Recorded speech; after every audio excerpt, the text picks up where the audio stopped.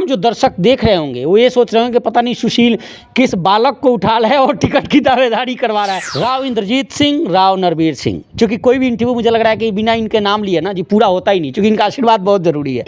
आपको किसका आशीर्वाद है? इसका नाम एक बार गौरक्षक के रूप में भी कोई मामला हुआ था, उसमें काफ़ी उछला था। ये गौरक्षा कब से आप कर रहे हो और राजनीति का चस्का कब से लग गया? इसका मतलब जिस तरह आप बता रहे हो, मुझे लग रहा है कि आपने 2020 में मानेसर नगर निगम बना, उसी वक्त से आपने तैयारी शुरू कर दी क्या वार्ड की? मानेसर नगर निगम चुनाव की घोषणा हो चुकी है और ऐसे में तमाम प्रत्याशी अपने अपने स्तर से कोई टिकट के जुगत में लगा है तो फिर कोई चुनाव की जीत की रणनीति बना रहा है।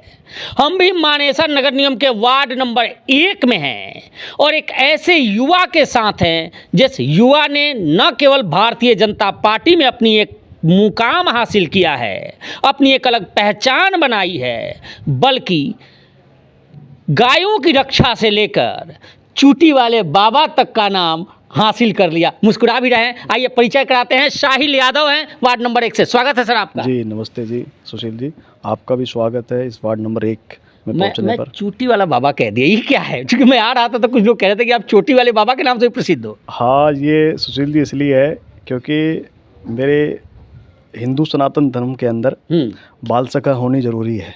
अच्छा। हाँ, आज ये जो माथे पे तिलक है, हाँ। ये तिलक मेरा रोजाना का पूजा अर्चना के बाद है। अच्छा। हाँ जी, तो ये जो चोटी मैंने गायों की रक्षा करते, गायों के पालन हेतु मैंने गायों की सेवा के लिए दिन रात मेहनत की। आज सारा गांव एक बार मेरे को ये कहने लग गया था कि नाम से कम चोटी वाले के नाम से ज़्यादा जानते थे। हाँ जी। उम्र कितनी हुई आपकी? मेरी 28 कंप्लीट है, 29 में लगा हुआ हूँ। और यह भी लोग कह रहे थे कि आप मंडल अध्यक्ष भी युवा मोर्चा के रह चुके हो, कई पदों पे बीजेपी के रह चुके अभी तक इसी उम्र में। जी सुशील जी, मैं 2014 से भारतीय जनता पार्टी का कार्यकर्ता हूँ। अच्छा। जब मेरी आयु 19 से 20 वर्ष की थी, जब खेलने कूदने की उम्र होती है, तो मैंने जिस देश के अंदर पार्टी हिंदुत्व के लिए, देश के लिए सोचने लग जाए, तो मेरा भी ध्यान उस पार्टी की तरफ गया और 19-20 साल की उम्र के अंदर मैंने इस पार्टी के अंदर अपने कार्यकर्ता के नाते भारतीय जनता पार्टी की सेवा शुरू कर दी थी 2014 से। हाँ जी, लोकसभा चुनाव, विधानसभा चुनाव, यहाँ से बादशाहपुर विधानसभा से राव नरवीर सिंह जी प्रत्याशी थे और राव इंद्रजीत जी लोकसभा प्रत्याशी थे। मैंने दोनों चुनावों के अंदर बूथ पर काम किया है, बूथ समितियाँ बनाई है, बूथ पर एजेंट बनाने का काम किया। उसके बाद 2019 का चुनाव आया, तब मैं और सीख गया था। अच्छा। राजनीति, पार्टी का काम मुझे मिलने लगा था। इससे पहले मैं आपको बताऊं, 2017 के अंदर जब मैं मंडल अध्यक्ष युवा मोर्चा बना तो मैंने अच्छी टीम खड़ी करी, 3 वर्ष तक मैंने कार्य किया। उसके बाद मेरे को युवा मोर्चा जिला सचिव की जिम्मेदारी मिली, मैंने वहाँ भी अच्छा काम किया। उसके बाद मेरे को भारतीय जनता पार्टी ने आजीवन सहयोग निधि प्रकोष्ठ विभाग के अंदर दायित्व दिया। अच्छा। हाँ जी, और आज वर्तमान के अंदर मैं आदरणीय जिलाध्यक्ष कमल यादव जी के टीम के अंदर हूँ और जिला कार्यकारिणी सदस्य के नाते काम कर रहा हूँ। सर, मैं उम्र और आपका प्रोफाइल इसलिए पूछा कि तमाम जो दर्शक देख रहे होंगे वो ये सोच रहे होंगे कि पता नहीं सुशील किस बालक को उठा लाया और टिकट की दावेदारी करवा रहा है। तो आप लोगों को बता दें कि ये देखने में बालक लग रहे हैं, युवा लग रहे हैं, लेकिन इनके पास वो तमाम डिग्रियां जो भारतीय जनता संगठन की डिग्रियां होती है, जो अमूमन कई बड़े लोग जिन्होंने 20 साल 40 साल अपने पार्टी में गुजार देते हैं, जल्दी वो पोस्ट नहीं मिलता, वो पोस्ट इन्होंने होल्ड किया है। और शायद यही वजह है कि इन्होंने आपके टिकट का आधार जो है वो मजबूत है। इन्हीं वजहों से या कुछ और है? बिल्कुल जी सुशील जी, भारतीय जनता पार्टी का कार्यकर्ता कभी टिकट का इंतज़ार नहीं करता, एक तो बात ये है। हाँ, भारतीय जनता पार्टी के अंदर ये ज़रूर है कि जो काम करता है उसको पार्टी मौका ज़रूर देती है। क्या बात, तो आप मान रहे हो कि टिकट तय है आपका? देखो, पार्टी जो भी तय करेगी वो स्वीकार रहेगा। मानेसर नगर निगम यहीं से शुरुआत होता है। जरा ये बता दो सर कि वार्ड नंबर 1 में कौन कौन सा इलाका आता है, कितना वोट है और वोट किस कम्युनिटी का किस तरह से है, थोड़ा सा। मैं आपको बता दूं सुशील जी, मेरा गढ़ी गांव इस मानेसर नगर निगम का मानेसर के बाद सबसे बड़ा गांव है और मैं कहूँ इसको छोटा शहर मान के चलो आप इसको, गढ़ी को। इसके अंदर बहुत बड़ी आबादी हो चुकी है फिलहाल। इसमें लगभग 10 से 12 कॉलोनी स्थापित हो चुकी है। अच्छा जी। और इस गढ़ी गांव के अंदर ही 2 वार्ड बना दिए गए। वार्ड नंबर 1 जहाँ से मानेसर नगर निगम की शुरुआत हो रही है। अब यहाँ से शुरुआत हो रही है तो इसी के साथ वार्ड नंबर 2 यानी हमारा जो आधा आधा भाग बांट दिया गया है, वार्ड नंबर 1 और 2। इसमें वार्ड नंबर 1 के अंदर लगभग 6000 के आसपास वोट है। 6000 वोट है? हाँ जी, छोटा बना दिया लेकिन वार्ड नंबर 1 है। कमाल है। वार्ड नंबर 2 के अंदर ऐसे ही 7600 के आसपास वोट है। उसमें थोड़ी सी संख्या क्योंकि हरसरू उसमें जोड़ दिया गया वार्ड नंबर 2 के अंदर। तो बोले तो पूरा गढ़ी हरसरू गांव है, लेकिन गढ़ी हरसरू पहले नगर निगम गुड़गांव तो आपकी जन्म तो यहीं का है या कहीं और से? नहीं, मेरा जन्म यहीं का है। तो फिर तो आपके सब तमाम लोग जानते होंगे आपको, ज़्यादा प्रचार करने की ज़रूरत ही नहीं है। नहीं, प्रचार नहीं। आज गांव के अंदर मैंने जितनी भी समस्याएं हैं गांव के अंदर, मैं कोशिश करता हूं कि उन समस्याओं का निपटारा हो जाए।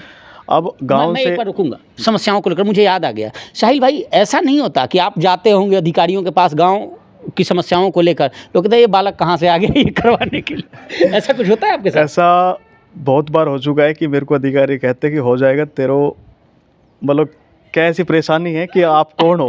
लेकिन मैं अपना दायित्व तो बताता हूँ कि मैं ऐसे भारतीय जनता पार्टी से हूँ। और भारतीय जनता पार्टी का कार्यकर्ता जब विधानसभा के अंदर वोट मांगने जाता है तो वोट के आधार पे ये कहता है कि आपके काम ये पूरे हो जाएंगे। जब सरकार बन जाती है और वोट का जो सही तंत्र है, उसके बाद वो व्यक्ति मेरे से काम की कहता है कि वो काम होना चाहिए, तो फिर मैं अधिकारियों के पास भाग के जाता हूँ कि ये काम मेरा होना चाहिए और अधिकारियों को मौके पे बुलाता हूँ। अभी आप आए होंगे फ्लाईओवर से क्रॉस करके, आरसीसी रोड है, वो लगभग 2-2.5 साल से खुदा पड़ा था, कोई देखने वाला नहीं था। और हमारा ये लगा लो कि इस बादशाहपुर विधानसभा के अंदर हमारा विधायक नहीं बना था। भारतीय जनता पार्टी का विधायक ना बनने के कारण हमारी जो विधानसभा, हमारा जो गांव, ये समस्याओं से जूझता रहा। अधिकारी सुनने वाला नहीं था। सरकार हमारी प्रदेश के अंदर थी लेकिन बादशाहपुर विधानसभा में नहीं थी हमारी सरकार। अब हमारी सरकार बादशाहपुर में बन गई है। अब अधिकारी खुद मौके पे आ रहे हैं, काम बताओ में। तो ये एक पार्टी का भी तरीका है। और उससे पहले जब हमारा विधायक नहीं था तो मैं लोगों की समस्याएं, जो मेरे गांव के ताऊ चाचा, मेरे बड़े भाई, जो भी मेरे को समस्या बताते थे कि आज गली के अंदर ये दिक्कत है, आज रोड के अंदर ये दिक्कत है, तो मैं लेके जाता था गाँव को, मौके पर अधिकारियों को बुलाता था। और मैंने 10 दिन नहीं 15 दिन में, महीने में वो काम करके ज़रूर दिया है। मैं डायरेक्ट क्वेश्चन पूछ लेता हूँ। इसका मतलब जिस तरह आप बता रहे हो, मुझे लग रहा है कि आपने 2020 में मानेसर नगर निगम बना, उसी वक्त से आपने तैयारी शुरू कर दी क्या वार्ड की? क्योंकि तमाम काम गिना रहे हो उसी वक्त से। देखिए, मैं कह रहा हूँ कि जब हमारे यहाँ पंचायत थी ना, हमारे यहाँ से जो भी नुमाइंदा था पंचायत का, मैं तब भी उसमें सक्रिय था। पंचायत के दिन जो भी काम आता था, जो नहीं होता था, मैं जब भी PWD विभाग के अंदर चक्कर काटता था, मैं एक्शन से, SDO से, जेई से मिलता रहता था। PWD विभाग की जो भी हमारे पंचायत के जो काम रुके होते थे, सेक्रेटरी से लेके, हम उनके सारों को काम करवाते थे। जब मानेसर नगर निगम आया तो मैंने निगम में चक्कर काटने शुरू कर दिए। मेरा काम सबसे पहला है कि मेरा वार्ड, मेरा गाँव जो भी समस्या है उससे मुक्त हो। 5 समस्या बता दो सर अपने वार्ड की, जिसको लेकर आपको लग रहा है कि मैं जीतते ही सबसे पहले वो चीज़ करूँगा। सबसे पहला तो मेरे गांव का कम्युनिटी सेंटर है, जो पिछले 4 या 5 साल से लंबित पड़ा है। वो बनना था, किसी कारणों से रुका पड़ा है। अगर मानेसर नगर निगम में छोटी सरकार हमारी बनती है और गांव समाज का आशीर्वाद मिलता है तो सबसे पहला कार्य कम्युनिटी सेंटर का होगा। दूसरा, हमारे गांव का ग्राउंड है। 1947, आप यकीन नहीं करोगे, 1947 से हमारे यहाँ ग्राउंड में खेल आयोजन होते आ रहे हैं। कमाल। और आज 2025 यानी हम एक 75वां गणतंत्र दिवस हमने मनाया अभी 76वां। तो जब से लेके आज तक हमारे यहाँ आयोजन होते रहते हैं। ग्राउंड को स्टेडियम का रूप देना, आज हमारे ग्राउंड का बहुत बुरा हाल है, उसको स्टेडियम का रूप देना ये हमारी भूमिका है। तीसरा, हमारे यहाँ की जो सड़कें हैं वो बहुत त्रस्तीगत हो रखी है। स्कूल है, सरकारी स्कूल में दीवारें गिरी पड़ी है, उसका सौंदर्यीकरण नहीं है। अधिकारी ध्यान नहीं देते, काम बहुत है लेकिन अधिकारी मौके पे ध्यान नहीं देते। मेरा काम मैं आपको बता रहा, पिछले 5 साल से 7 साल से मैं जो खींच के ला रहा हूँ, ये काम मेरे को करवाने आते हैं। चलो एक सवाल और है, और भी 1-2 काम, चूँकि सीवर की हर जगह प्रॉब्लम है और बाकी सफाई की है, तो ये 3 इन्होंने बताया, 2 मैं बता देता हूँ, चूँकि अमूमन मैं इंटरव्यू करता हूँ तो वो करता हूँ। आप जब टिकट के लिए जाओगे तो पदाधिकारी जो संगठन के हैं जिनसे आप टिकट लेकर आओगे, जिसे आप प्रबल दावेदार हो, तो ये भी कहेंगे कि अभी 29 के हुए, वो भी तो आपके पास अपार उम्र पड़ी हुई है, अभी किसी और को लड़ लेने दो। इस पे आपका जवाब क्या हो? देखिए, भारतीय जनता पार्टी कार्यकर्ता के नाते मैं पार्टी की सेवा कर रहा हूँ, और सेवा करने के लिए ना तो उम्र देखी जाती है। अगर जज्बा हो अंदर तो 18 वर्ष की आयु के बाद अच्छा, क्या बात है। चलो, कोई भी काम कर सकता है, कोई भी टिकट पा सकता है, कोई भी चुनाव लड़ सकता है। और भारतीय जनता पार्टी उस कार्यकर्ता को देखती है जिसके अंदर लगन है काम की, और मेरे अंदर लगन है। ये पार्टी को पता है, आज मेरे गांव के अंदर सर्वे हो तो सर्वे में सबसे नंबर 1 पे आऊँगा। आपके यहाँ और भी कई दावेदार हैं, कई लोग हैं, कई बोर्डों पे टंगे हैं। मैं जब आ रहा था आपके पास तो देखा, खंभों पे देखा, बोर्डों, उनको दीवारों पे दिखा। उन लोगों से साहिल यादव कैसे भिन्न है? देखिए, इस लोकतंत्र के अंदर सबका अधिकार है चुनाव लड़ना। यहाँ कोई भी चुनाव लड़ सकता है, लेकिन एक लिमिट होती है होर्डिंग तक की, और होर्डिंग के बाद चुनाव गए, होर्डिंग भी गए। साहिल यादव आपको चुनाव में भी मिलेगा, बूथ पर भी मिलेगा, चुनाव होने के बाद भी मिलेगा। तो ये अलग साहिल यादव की कार्य इन कैंडिडेट से भिन्न है। जो आपके इलाके के लोग हैं, उनको अगर आपको कहना हो 4 लाइन तो क्या कहोगे वार्ड नंबर 1 की जनता से? मैं तो कहूँ क्या, बल्कि मेरे वार्ड के लोग मेरे से ये कह रहे हैं कि आप चुनाव लड़ो, हम आपके साथ खड़े हैं। क्या बात। और मेरे को कहने की ज़रूरत नहीं है उन सबको, क्योंकि उनका आशीर्वाद मेरे को पहले से ही मिल रहा है। और अब चुनाव की घोषणा हो चुकी है, 2 मार्च का चुनाव है, तो सभी वार्डवासी इकट्ठे रहे, मजबूती से एक व्यक्ति को चुने जो आपके काम आ सके, आपके बीच रह के आपकी सेवा कर सके। आपको पता है कि व्यवहार कैसा, कि अधिकारी को खींच के लेके आता है सड़क पे, तो बस यही है, उन सबको पता है। आपका नाम एक बार गौरक्षक के रूप में भी कोई मामला हुआ था, उसमें काफ़ी उछला था।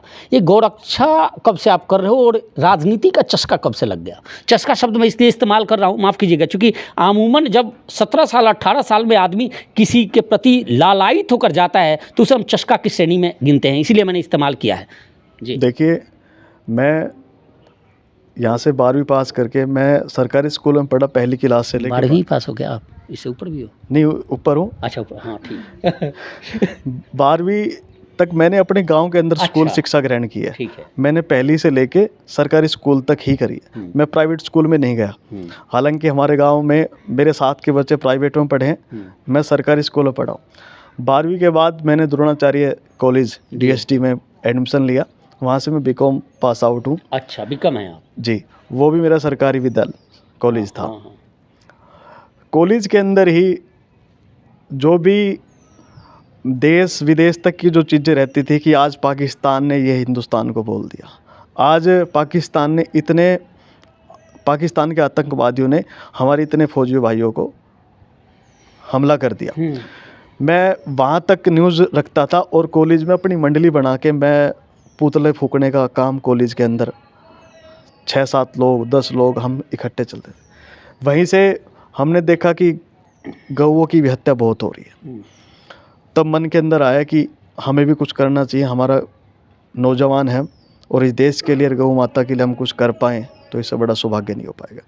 तो हम गौओं के लिए भी गए हैं। आज हमारा भाई मोनू मानेसर आपराधिक ना होके, वो आपराधिक नहीं है लेकिन वो जेल के अंदर है। हम प्रयास करते रहते कि भाई जल्द बाहर आएगा। मैंने मोनू भाई के साथ 3 साल तक गौओं की रक्षा की है, गौओं को बचाया। आज गांव के अंदर कहीं भी गाय का एक्सीडेंट हो गया या किसी की गाय बीमार है तो सबसे पहले साहिल यादव के पास फ़ोन आता है कि हमारी गाय बीमार है या गाय का एक्सीडेंट हो गया। हमारे रेलवे ट्रैक है, यहाँ पे ज़्यादातर एक्सीडेंट होते रहते हैं, तो उसका भी जिम्मेदारी मेरी है कि मैं उसको उठा के मिट्टी दिलाऊं या तो गायों की रक्षा का महत्व ही है। मतलब हम मान लें कि आप अगर जीत कर जाते हो तो सबसे ज़्यादा गायों को लेकर आपके पास प्लान है, खासकर वो गायें जो सड़कों पर आवारा घूमती हैं। बिल्कुल बिल्कुल। अब मानेसर नगर निगम हमारा बन गया, पंचायत के अंदर तब भी थी जब भी गाय एक्सीडेंट वगैरह हो जाती तो मैं गौशाला में पहुँचाने का काम करता था। और अब इस मानेसर नगर निगम के अंदर टेंडर प्रक्रिया भी है कि गौओं को उठाने का काम करते हैं, गौशाला में स्थापित करते हैं। जैसे हमारे यहाँ गुड़गांव में काटरपुरी गौशाला है तो वहाँ ले जाते हैं। तो मेरा सबसे पहला ये रहेगा कि जो भी हमारे गांव के अंदर हमारे जो बैल है, गाय है, जो बेचारे आवारा घूम रहे हैं, उन सबको उठाने का काम करेंगे और सही जगह पर जहां उपस्थित हो थैली का एक सवाल मैं सबसे पूछता हूं, मैं लास्ट करूंगा, लंबा हो गया काफ़ी। टिकट को लेकर आशीर्वाद बहुत महत्वपूर्ण है। मैं तमाम वीडियोज़ में चर्चा करता हूं। राव इंद्रजीत सिंह, राव नरवीर सिंह, क्योंकि कोई भी इंटरव्यू मुझे लग रहा है कि बिना इनके नाम लिए ना जी पूरा होता ही नहीं, क्योंकि इनका आशीर्वाद बहुत ज़रूरी है। आपको किसका आशीर्वाद है? मैंने बताया ना आपको कि लोकसभा चुनाव, विधानसभा चुनाव मैंने दोनों संपन्न कराने हैं। अच्छा। लोकसभा चुनाव के अंदर बूथ एजेंट बनाना, बूथ समितियाँ बनानी, तो मैंने सबका काम किया है। मैंने संगठन का काम किया है, तो जिन नेता का मैंने काम किया है तो मेरी तरफ देखेंगे ज़रूर। क्या बात है। फाइनल, अगर टिकट नहीं मिली तो चुनाव लड़ोगे?